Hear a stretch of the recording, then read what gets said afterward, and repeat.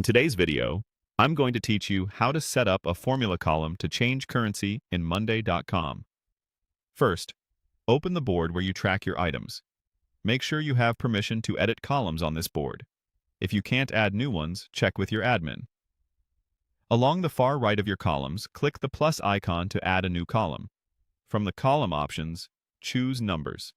This will store the base value you want to convert, like an amount in your original currency. As soon as the Numbers column appears, rename it so it's clear what it holds. Click the column title and change it to something like Amount. Clear labels go a long way when you or your teammates build formulas later. Next, we'll create the conversion output. Click the plus icon again to add another column.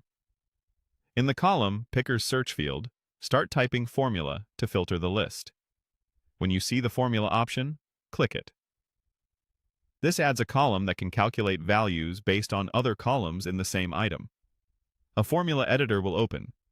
Paste your currency conversion formula into the editor. At a minimum, reference the amount column you just created and apply your desired conversion logic.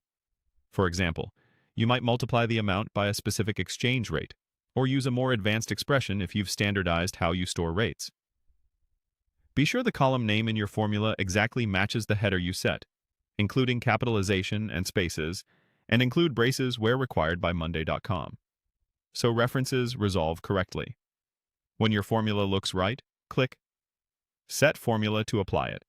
The column will immediately calculate for each item on your board, and it will continue to update automatically whenever the amount changes. If you see an error, double-check for typos in the column reference or missing brackets.